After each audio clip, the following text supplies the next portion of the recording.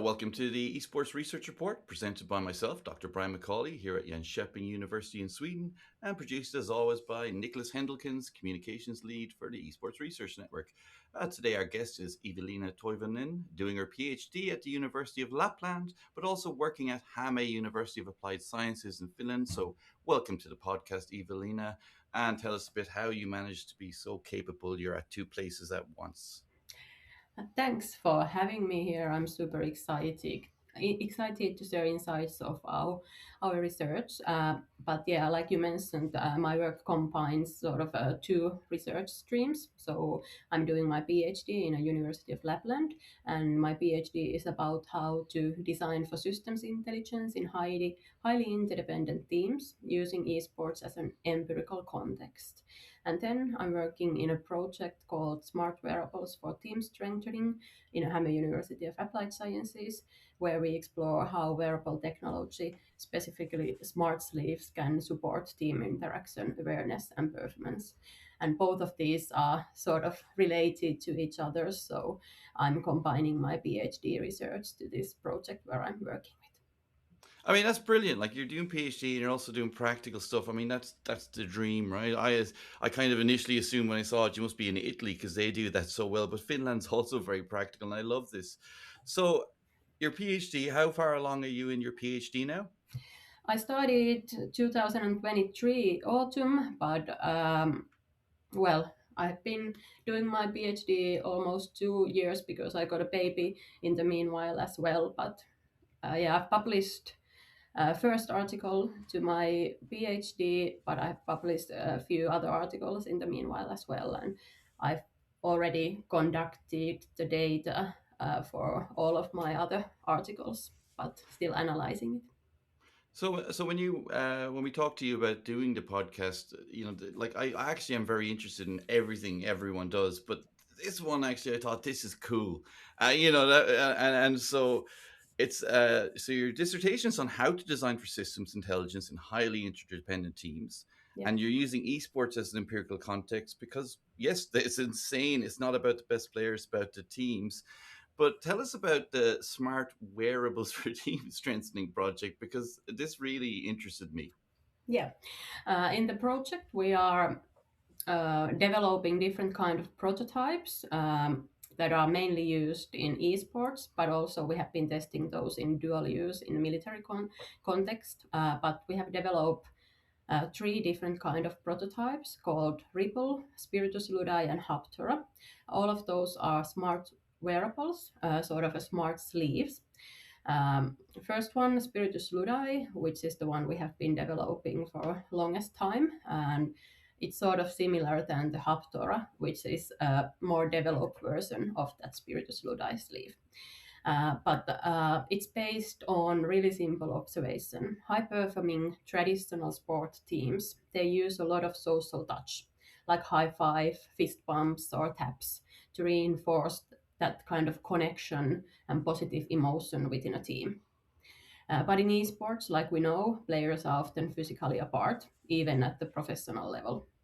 So we wanted to design a smart sleeve that allows players to send touch messages to each other in real time without being in the same location. So that smart sleeve can sort of be similar kind of high five than in normal traditional sports or in esports tournaments. Players are giving like high fives to each others.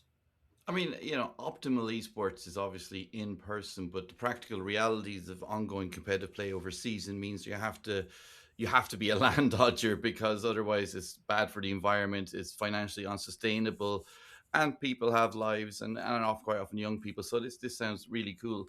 Um, So how does what's your aspect for this? How does your research link to these devices? Your specific Yeah. contribution, I suppose. I'm focusing on user experience research in this project. So, like I mentioned, my PhD focuses on interdependent teams, and actually, esports is quite a good tool or environment to research interdependent teams. Like we all know that esports and teamwork in esports is highly interconnected and happens very fast when one player is stressed out, communication styles or decision makings immediately affects to others. So that's why I chose esports as a main context for studying interdependent teams. And right now I'm focusing on researching how the systems intelligence and user experience of the smart wearables is related to each others, and can we develop team systems intelligence with these smart sleeves. In my paper on Valorant and team performance, I actually said that, what I was chasing through my experience playing was that optimal team experience that is so rare if you solo queue or queue in a duo like that. The biggest high you can get from esports, or indeed any sport, is when a team gels, clicks, those moments. It's so much work, so much disappointment, so much effort, and it's all about those optimized, sort of team moments. So with these sleeves, how do they kind of help with those moments, I suppose? Yeah, I already explained the main idea of Spiritus Ludi and Haptora sleeve. So the idea is that when I tap my sleeve, my teammates feel that touch in their own sleeves. It's connected through an app, so the communication happens instantly across the team. And the idea isn't to send any kind of tactical or strategical messages through the sleeve. The idea is to use that before the matches, during the timeouts, or by and free times, especially in Counter Strike, or after the rounds or matches. And it's sort of a virtual high five, but you actually feel it. And what we have actually seen is in testing that is it actually increases the sense of connection and spreads that kind of positive emotions between players. There's something about synchronized breathing. Can you tell us about that? Yeah, that's the other prototype that we have been developing. It's called Ripple, and the main idea of Ripple is to calm and synchronize breathing. So Ripple focuses on regulation of the system as a whole, and the system here is a team. We know that the esports players, they experience a lot of stress, like nervousness, anxiety, and excitement as well, especially before and during the matches, and that affects to performance, but also to team spirit. And instead of focusing only on individuals, our Ripple sleeve guides the entire team into a shared breathing rhythm through the gentle touch. The Ripple sleeve gently strokes the player's arm in a rhythm activated by the coach before a match or during the breaks. It's just it's so it's Black Mirror esque, but with positive stuff. I hope, but there could be a Black Mirror episode on this technology in the future. So, I mean, so one of the questions that I kind of have to ask you here is that how are you doing the research? Because this is a lot of people want to do experiments, and I'm assuming it's experiments, or how does it work for you as a researcher collecting data? The main idea is research through design concept, and we are using design thinking as a baseline for this. So we are involving users into each of the phases of the design. And we have been interviewing esports players and coaches to get an idea that what kind of tools or challenges they are facing in their teamwork. And based on that, we started to develop these two concepts. And after after that, we developed first prototypes, and right now we have been testing the Ripple. The breathing sleeve is in the early phases of a prototype. We have been testing it with six different kind of esports teams, especially on Counter Strike right now. And these are just the first tests that we have been conducted in a laboratory conditions. So we have been guiding them throughout the process. But the Spiritus Ludi, it has been tested already sort of a longer time period, and right now we are testing that developed version of Spiritus Ludi. We got a lot of new development ideas of Spiritus Ludi that we have been included into Haptora sleeve. And right now, actually, currently, I'm conducting my last PhD research test where the six Counter-Strike teams are using Haptora sleeve at their home or their normal gaming locations for a longer time. So they are using that sleeve within their team for 3 weeks period. And right now we are collecting that kind of feedback based on questionnaires, interviews, but also through the log data that we get from the system. I mean, I switched to an electric toothbrush like a year and a half ago. And myself and my partner were like, it was, it took you a few tries to get used to it. It was, now it's nothing, but it was like, I was like, can I do this? I think anyone who's done that has experienced it. Were there any reactions like that? Were people, were they sort of going, oh my God, what is this? Or was there like, oh, I can't handle this moments? Yeah, for example, in our first Spiritus Ludi prototype, um, someone commented that it's like electric shock for me, that gentle vibration. So it varies a lot between people how they experience that kind of haptic messages and vibrations. But in the newest prototype of Haptora, we have included modification that you can adjust the strength of the vibration.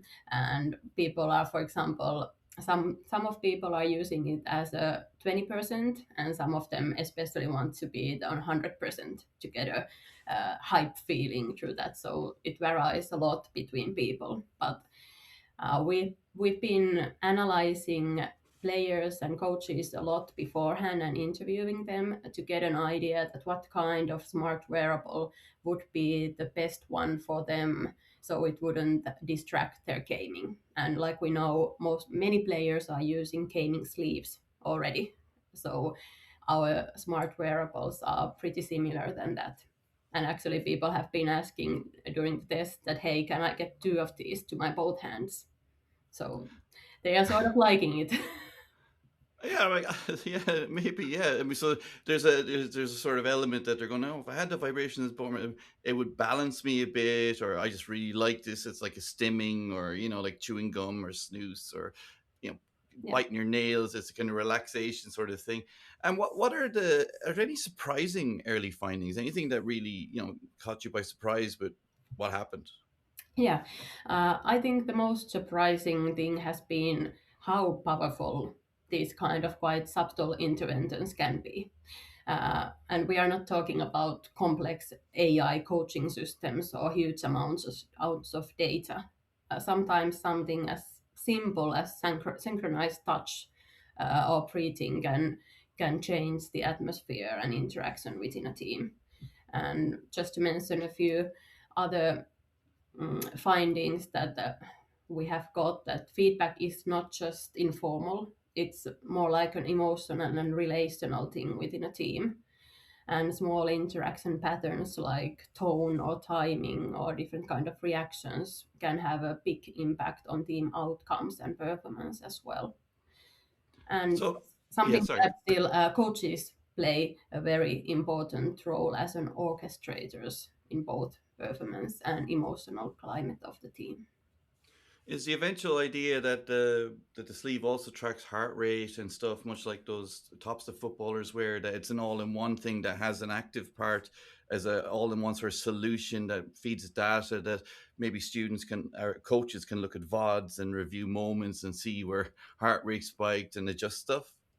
Not right now. It has been a feature that many people have been suggesting, and it's a possible thing to include. But right now, during this prototype testing phase, we haven't included that. We have been monitoring those heart rate and things like that with different kind of sensors. But it's an opportunity in the next phases to include that as well. I think a lot of people underestimate the time it takes to develop products or prototypes and take them to market and have them ready and optimized. People sort of, I know someone who's designing an ergonomic keyboard for with using his 3D printer, and he had to look at the layout and he was to show me why it's not just printed out and try it, print it out and try it. It's obviously very, very complex sort of systems behind it. What are the most promising findings? What really excites you? What's the biggest thing that's got you kind of going, this is cool?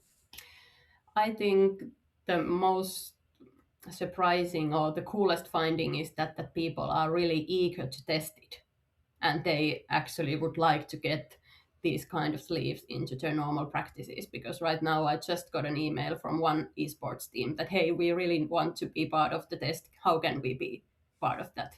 and I think it's not common in a research situations to get so many people that are just asking that can I join this experiment. So I think Um, that's the biggest thing for me.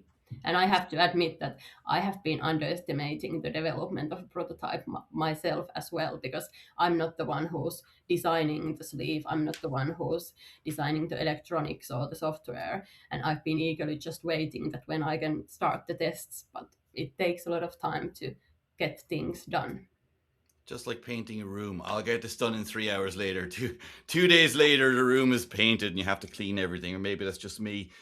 I mean, so it's kind of really cool that you got something from research. So this is something like we have glitched here in Jönköping a LAN. Is like down the line, will it be going to sort of events, LANs, and in the expo center and allowing people to trial them and test them out? Maybe having pilot trials during LAN competitions and stuff like that. Yeah, right now we have been conducting only those laboratory tests, but those have been actually, some of those tests have been conducted in a LAN events, but not a big LAN events yet. But right now when we are testing the Haptora Smart Sleeve, actually some of the teams who are participating the test, they ask from me that, hey, could we organize a tournament within this test groups that, hey, we all play Counter Strike with the sleeves on our hands, and let's see how that affects. But we have been presenting the sleeves, for example, in assembly events in Finland, but not yet been able to promote that during the gameplays, but hopefully soon. I love that the team's saying, "Hey, we want to help you with your science. Can we have a competition?" What they're really doing is, "Can you organize a competition for us?" It's win-win, co-creation of value.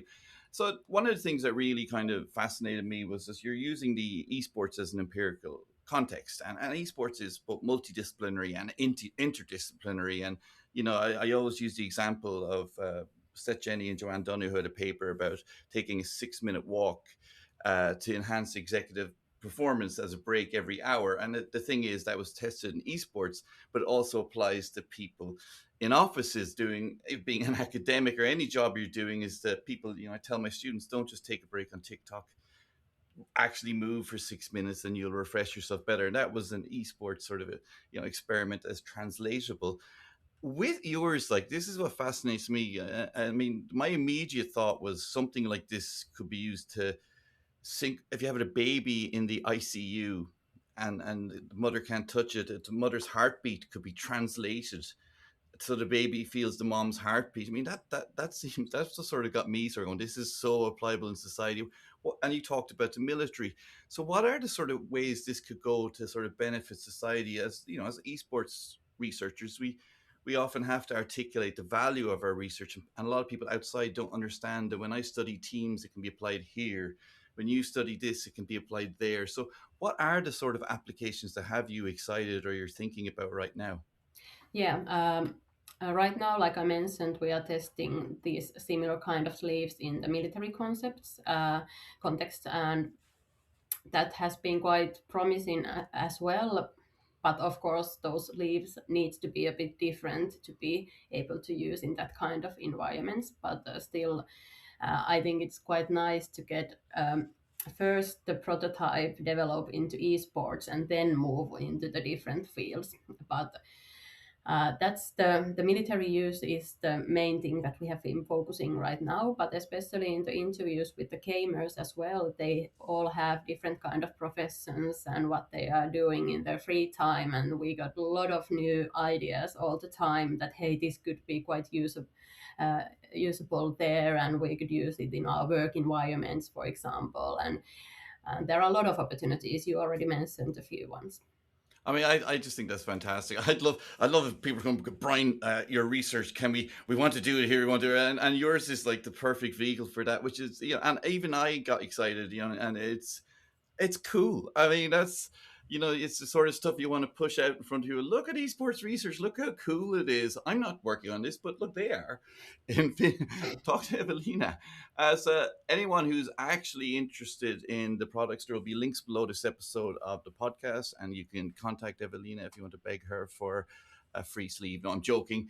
But if you want to take part, this part of this podcast is to connect researchers. So feel free to reach out. So Eveliina, thank you so much for taking part in the podcast. And I can't wait till you send me my free sleeve. Hey, thank you so much for having me. It was a really nice discussion. Oh, she's not sending me a free sleeve. Let's see.